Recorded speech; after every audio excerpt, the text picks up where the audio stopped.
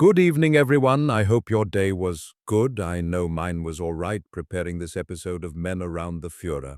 Tonight's tale is about a field marshal whose shadow looms long and complex over the Eastern Front, Fritz Erich von Manstein. Perhaps fate or the deep, twisting lanes of history have led us to the wrong name, but the story of the man whose brilliance shone brightest amidst the gathering darkness of the Third Reich and whose character was marred by profound moral failure is one that must be told precisely from every angle possible. Let us turn the page, then, on the life of the soldier many considered an operational genius. He was born into the aristocracy of old Prussia, a man steeped in a family tradition that stretched back centuries in military service. He was not a creature of the common ranks rising up, but an intellectual, a graduate of the Prussian War Academy, the highest military school for general staff officers. Like many of his class, he harbored a profound disdain for democracy. Yet, initially, Manstein was seen as the consummate professional, loyal to whatever legitimate government ruled. And in 1933, Hitler's rise, however volatile, was seen by this traditional military caste as non-democratic, a feature they favored. The early whispers of his exceptional mind began long before the war's great battles. He was involved in developing the plans for the annexation of the Sudetenland and participated in the invasion of Poland. But it was in the winter of 1939, after the swift conquest of Poland, that Manstein truly unveiled his genius. Hitler had tasked the General Staff with devising a strategy to defeat France, and their initial plan was nothing more than a dull repetition of the 1914 Schlieffen Plan, a frontal attack through Belgium and northern France. Manstein looked upon this plan and recognized it for what it was: a blueprint for a long, grinding stalemate, a replay of the static warfare of the previous generation. He foresaw that the Allies would simply anticipate the move, meet the German forces, and establish a defensive line along the Somme River. His mind conceived something radical: the Sichelschnitt, the Sickle Cut plan. His proposal was audacious: shift the primary assault force, the bulk of the panzer and mobile divisions, away from Belgium and instead thrust them unexpectedly through the rugged, seemingly impassable terrain of the Ardennes. This stroke was a testament to his sheer intellect, vision, and understanding of operational design. He correctly identified the decisive point, Sedan, where the Meuse crossing and the breakthrough would occur.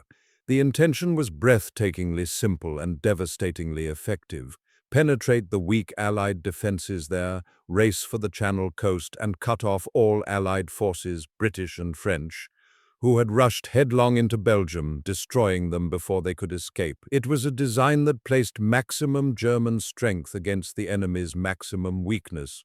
Though his plan was initially rejected by the conservative General Staff, Manstein was bold enough to present his concept and its rationale directly to Hitler.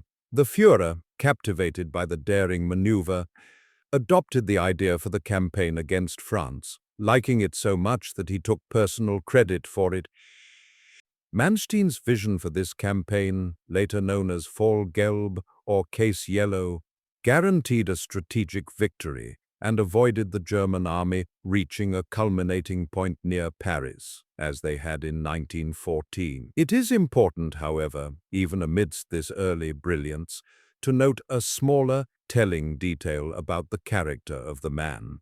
After the quick fall of France, while serving as an infantry corps commander, he issued a distinct order to his troops. No German soldier was to remain seated in a public service vehicle while a woman was standing. If she declined the seat, the soldier was nonetheless required to remain standing. This small act speaks to a morality rooted in traditional values, a contrast to the brutal ideology he would soon serve.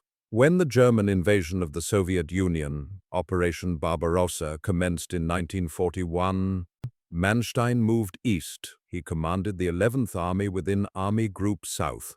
His strategic prowess was again evident in the successful conquest of the Crimean Peninsula and the lengthy siege of Sevastopol in 1942, earning him the rank of Field Marshal. Sevastopol was a massive, protracted siege, taking 42 days, but resulting in a German victory for which Hitler conferred upon him the Field Marshal's baton. Yet the strategic brilliance of Manstein cannot be separated from the moral abyss into which he willingly stepped. It is here that the dark stain on his character becomes indelible. Despite his later claims of having fought an honorable war, and his denials of knowledge regarding the atrocities committed by the Einsatzgruppen, the murder squads tasked with genocide, the documents tell a different story. During his command of the 11th Army in 1941, Manstein issued an order based on the notorious Severity Order of Field Marshal Walter von Reichenau. In his codicil, Manstein declared the Jewish-Bolshevist system must be exterminated once and for all, asserting the Jewry held all key positions in the political leadership and was the core of all unrest and uprisings. He explicitly stated that the German soldier was the bearer of a racial concept and as the avenger of all the cruelties perpetrated on the German people, and must appreciate the necessity for the harsh punishment of Jewry. He attempted to defend these damning words at his trial, claiming he only meant the extermination of the Bolshevik system, but not the extermination of human beings. However, his order also mentions the intentional starvation of Soviet citizens and harsh invectives against the Jewish population. Furthermore, SS Commander Otto Ohlendorf testified that Manstein was not only aware of the Einsatzgruppen's activities in his area, but that the 11th Army was actively involved. Manstein's 11th Army was responsible for operations in the Crimea, where Einsatzgruppe D executed over 90,000 Jews. This cooperation between the Wehrmacht and the Einsatzgruppen was widespread, making the military an active accomplice in the genocide. The true test of Manstein's operational leadership came during the profound crisis following the devastating encirclement and destruction of the German Sixth Army at Stalingrad in late 1942. The entire southern flank of the German front stood on the brink of collapse. Manstein was placed in command of the newly formed Army Group Don, a hastily assembled and weakened force tasked with an impossible mission, first to relieve the encircled Sixth Army and second to prevent the total disintegration of the German southern wing. He was faced with a complex situation. His strongest asset, the Sixth Army, was cut off, his own panzer and mobile divisions were under strength, and the Soviet offensive was relentlessly smashing through his allied Romanian, Hungarian, and Italian forces. Time was critically short. Manstein envisioned a phased counter-operation, embracing the highly difficult and risky strategy of mobile defense. His core objective was not to hold every inch of ground, but to use the vast Russian space to his advantage, allowing the Soviet forces to overextend and exhaust themselves, reaching what Clausewitz termed the culminating point. Once the Soviets were sufficiently worn down and their logistics failed, he would unleash his own mobile forces held in reserve in a devastating counterstroke. This approach brought him into inevitable and severe conflict with Hitler, who was fanatically committed to a no-retreat policy. Manstein demanded, and eventually achieved, the freedom of operational maneuver necessary to execute his plan. He was able to convince Hitler that recapturing Kharkov was impossible unless the army group's rear communications were first secured. The tension during this period was immense. When the Soviets broke through and approached the city of Zaporozhye, Manstein's headquarters, he maintained his composure. When told there was nothing left to stop the advancing Soviet tanks, Manstein kept his calm and ordered his aides to rally whatever troops could be found at a nearby tank repair site to defend the headquarters. The Soviets, confident after Stalingrad and believing the Germans were in general retreat, recklessly pursued their advance, falling directly into Manstein's carefully planned trap. In February and March 1943, Manstein launched his counter-offensive, primarily utilizing the 4th Panzer Army and the SS Panzer Corps. His forces maneuvered brilliantly, directing their attack into the exposed flanks of the Soviet penetrations to destroy each in sequence. This was a classic application of operational art, placing the German tactical strength, mobile warfare and tanks against a key Soviet weakness, overextended logistics and exposed flanks. The counterstroke was a spectacular success. The 4th Panzer Army, along with the SS Panzer Corps, smashed Mobile Group Popov and the Soviet 6th Army. The Germans inflicted crushing losses.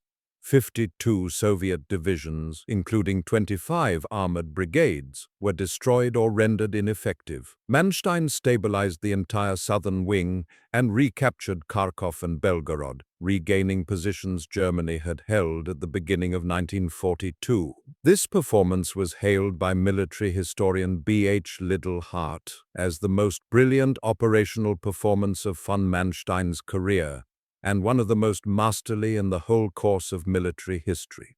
The hard-won stability was short-lived. Following the Kharkov counteroffensive, a massive salient formed around Kursk. Manstein favored continued strategic defense with calculated counterattacks to wear down the numerically superior Soviets. However, the temptation to pinch out the Kursk salient proved too great for Hitler and many in the high command. This led to the planning of Operation Citadel, in July 1943. Manstein had initially favored an early attack in May, before the Soviets could entrench.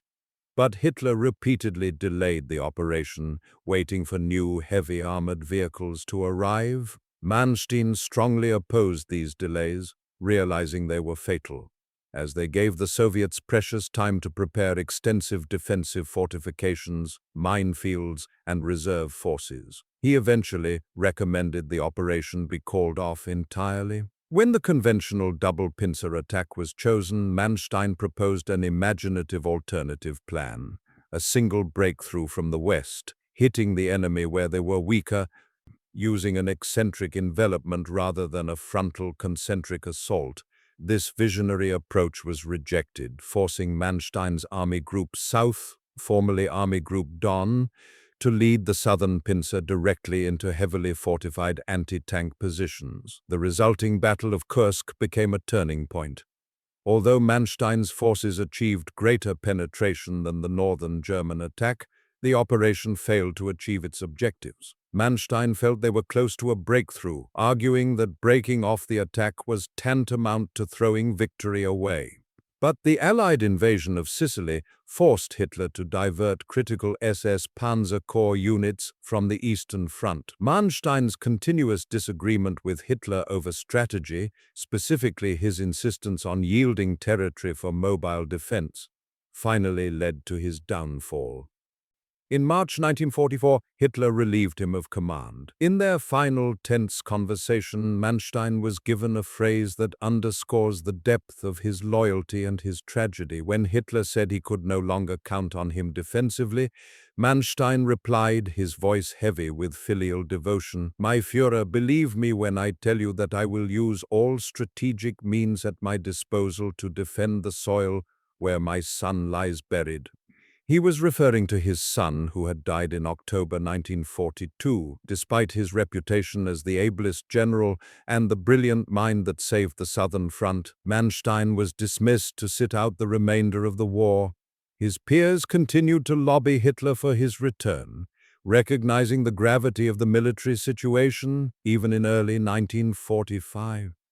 Field Marshal Keitel himself requested to be replaced by Manstein on several occasions, but Hitler refused, distrusting the aristocratic commander who constantly advocated for withdrawal and strategic maneuver. Hitler, it seems, feared Manstein's brilliance and immense popularity within the Wehrmacht. The war ended, and Manstein, taken prisoner by the British in August 1945, was thrust onto the world stage again, this time not as a strategist, but as an accused war criminal. Initially, he testified at the Nuremberg trials for the defense of the German General Staff, helping to craft a massive document that contributed heavily to the pervasive myth of the clean Wehrmacht, the false narrative that the regular army was largely uninvolved in Nazi crimes and genocide.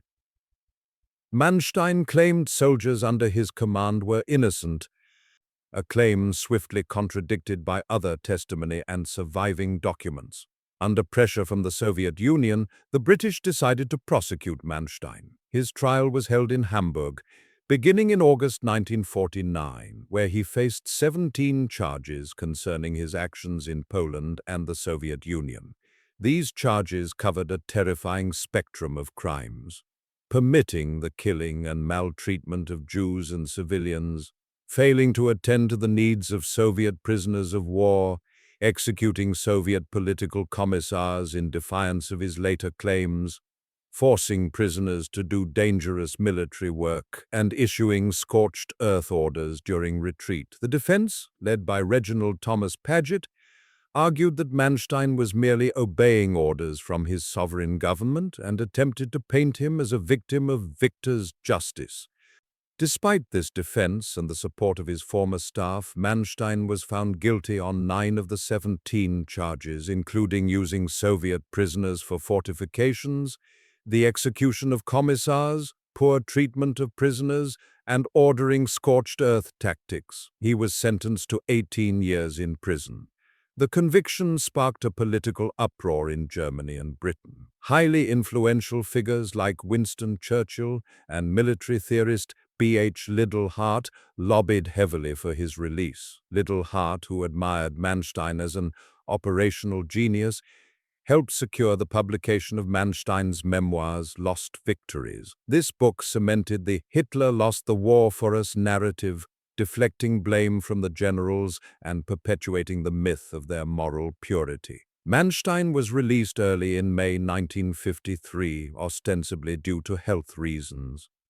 He went on to advise the new West German government on the organization of the Bundeswehr, and upon his death in 1973, he was buried with full military honors. And so we conclude the complex and morally ambiguous chronicle of Erich von Manstein. He was a commander whose operational thinking was unmatched, whose capacity for innovative design, the Sichelschnitt, the Kharkov counterstroke, made him an exemplary figure in military history, possessed of intellect, courage, boldness, and strength of will. He achieved stunning victories despite seemingly impossible odds. Yet this undeniable military genius was inseparable from the man who served, protected, and tacitly accepted one of the most criminal regimes in human history. He lent his signature to orders that promoted genocide and cooperated with the Einsatzgruppe, even if he claimed ignorance or focused on systemic rather than human extermination. In the end, his life stands as a chilling paradox. He was a brilliant strategist, yes, but also a man who allowed his traditional blind sense of duty to his supreme commander to override any moral obligation to humanity. He was, as the magazine Der Spiegel noted, he assisted in the march to catastrophe, misled by a blind sense of duty.